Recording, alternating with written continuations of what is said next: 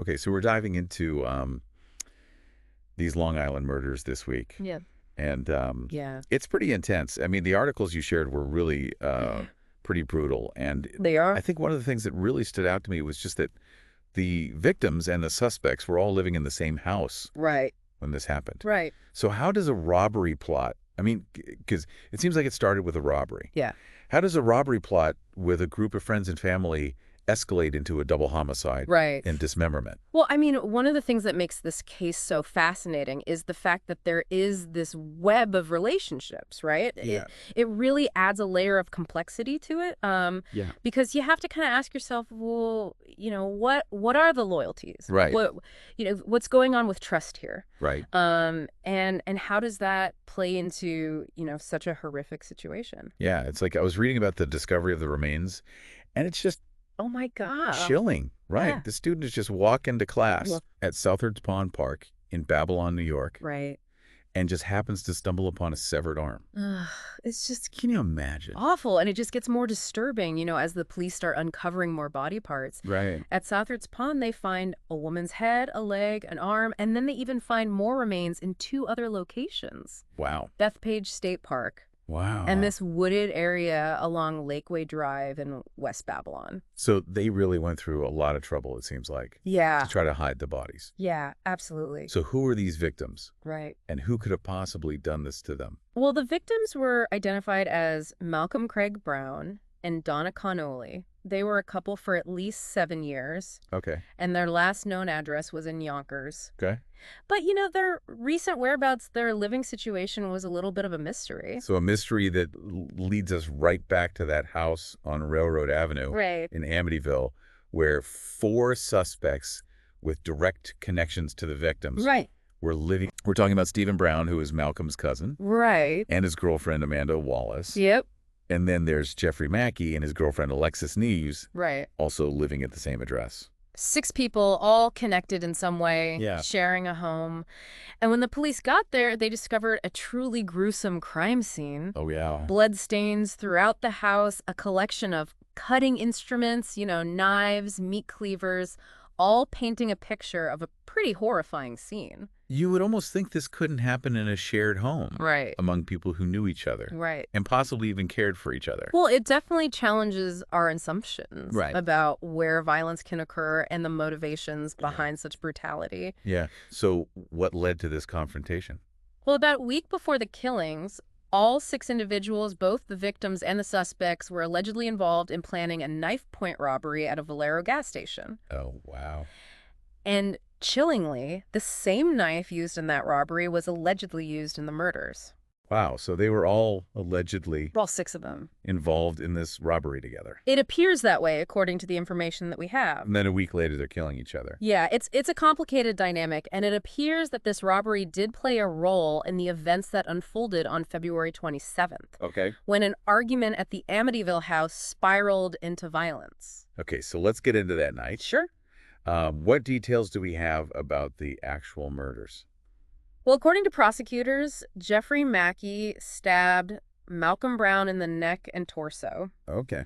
And then Donna Connolly, in what we can only imagine was a desperate attempt to protect her partner, Yeah. tried to intervene. Right. And that didn't exactly diffuse the situation. No, tragically no. Hmm. According to the prosecution's account, Mackey then turned on Connolly, stabbing her multiple times in the neck and attempting to strangle her. Oh, my gosh. The level of brutality is just... It's hard to even fathom, Yeah. So what about Alexis Nieves? right? What role did she allegedly play in this? Well, that's where the accounts become even more disturbing. While she may not have been involved in the initial attack, Right. the prosecution alleges that Nieves joined in after Mackey had already stabbed Connolly. So even if she wasn't part of the initial stabbing, she allegedly participated afterwards. That's correct. Nieves is accused of kicking Connolly, beating her with a meat tenderizer, and then stabbing her in the back multiple times. So we're talking about a sustained and brutal attack on both victims. Absolutely. Was this just a chaotic free-for-all, or is there a sense of who was the main aggressor here? It's difficult to say for certain based on the information available so far. Right. The prosecution will likely argue that Mackey was the primary aggressor in both attacks, but the exact details of who did what will likely be a key point of contention during the trial. And then there's the fact that they tried to hide the bodies. Right. I mean, that adds another layer of complexity to this whole thing. Absolutely. It's a complex scenario. Was there premeditation? Was this fueled by anger, fear, something else entirely? The conflicting accounts make it difficult to discern the truth. Yeah. And the aftermath of the murders, the attempts to conceal the crimes, and the initial charges against the suspects are all crucial pieces of this puzzle. So we'll need to unpack that next time. Yeah, absolutely. It's kind of crazy to think that with a crime this brutal, Yeah. the suspects wouldn't immediately be arrested for murder. Right. But that's not exactly how things went down. Right. So what happened? Initially, they were charged with concealing the bodies and tampering with evidence. Huh. So Okay. even with all those horrific details we just talked about, Yeah. they weren't immediately hit with murder charges. Right, and that kind of highlights the complexities of the legal system. Yeah. Right? The prosecution needs to build a solid case, Right. one that's going to hold up in court. Right. And sometimes that means starting with charges that are easier to prove while they gather more evidence Okay. to support the more serious accusations. So were they at least held in custody while they built a stronger case? Well, that's where things get even more unsettling because of the nature of those initial charges. All 4 suspects were released without bail. Really? Yeah. Released without bail after allegedly dismembering bodies and scattering the remains across multiple locations. I know it's a decision that's definitely sparked debate. Yeah. But the story doesn't end there. 2 months later, Mackey and Nieves were indicted on second-degree murder charges. Wow. So they went from being released to facing murder charges. Right. What happened? It seems like the investigation turned up some new evidence, Right. potentially forensic analysis or even witness testimony that strengthened the case against them. Okay. So specifically, Mackey is facing 2 counts of second-degree murder, Okay. 1 for each victim, while Nieves is facing 1 count Okay. related to Donna Connelly's death. So what about Stephen Brown and Amanda Wallace? Right. Did they get cleared of everything? No, not quite. Yeah. While they weren't indicted on murder charges, they're still in some pretty hot water. Okay. They got hit with additional charges, including robbery and conspiracy, likely connected to that gas station heist Right. we talked about earlier. So all 4 are still facing some pretty serious consequences, Yeah. just different charges. Right. So where do things stand with their legal situations now? Well, their bail situations kind of give you an idea of the perceived level of culpability. Right. Mackey's being held without bail, which indicates that the court considers him a significant flight risk Right. or even a danger to the community. Right. Nieves, on the other hand, was released on a $10 million bond, Okay. which is a pretty hefty sum. Yeah. So it suggests that the judge sees some risk, but maybe not to the same degree as with Mackey. It's interesting to see how the justice system is handling all this Yeah, it really is. and how they're evaluating each suspect's role and, the threat they might pose. It's like piecing together a puzzle, Right. trying to figure out not just what happened, Right. but why it happened, and how the legal system responds to such a complex and, horrific situation. Definitely. And of course, this case is far from over. Yeah, Mackey and Nieves are due back in court on June 3rd, right. while Brown and Wallace have a court appearance scheduled for April 30th. We'll have to keep our eyes on this one. Yeah, we'll definitely be watching for updates. But before we wrap up, Yeah. I think it's important to revisit the details of the murders themselves. Right. The level of violence against Malcolm and Donna was just so disturbing. Yeah, absolutely. It makes you think, how could someone even get to that point Right. to inflict that level of violence? It really speaks to a level of rage Yeah. that goes beyond a simple argument or fight. Yeah, multiple stab wounds, the attempted strangulation, Right.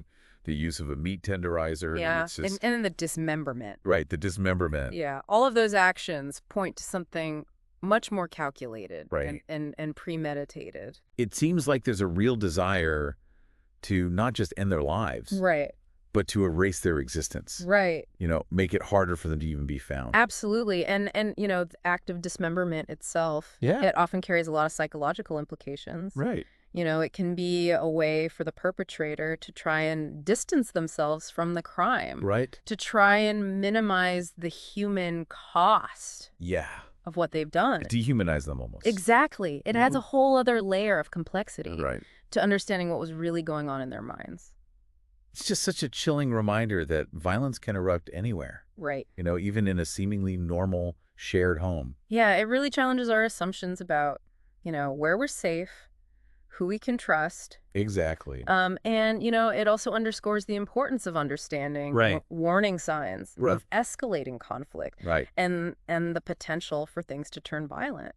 Were there red flags in this case? Yeah, that's a great question. Yeah. And that's something investigators are going to be looking at. Were there any patterns of behavior or past incidents that could have hinted at this tragedy? Right. That's what they're trying to piece together. We've covered a lot of ground in this case. We have. The relationships, the murders, the cover-up, and the legal proceedings. Yeah, a lot of twists and turns. It's a story that leaves us with more questions than answers. Yeah, definitely. It makes you think about what could drive someone to such violence Absolutely. and the search for justice in such a complicated case. Here's something for you to think about.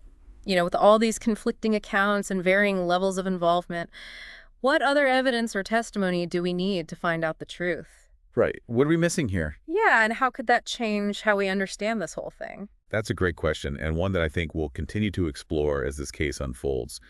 I encourage everyone to stay informed, think critically about the information that comes out, and consider the bigger picture of this case. What does it tell us about violence justice and how fragile relationships can be? Really important questions to consider. Thanks for joining me on this deep dive. It's been a heavy one, Oh. but it's important to talk about these things. Absolutely.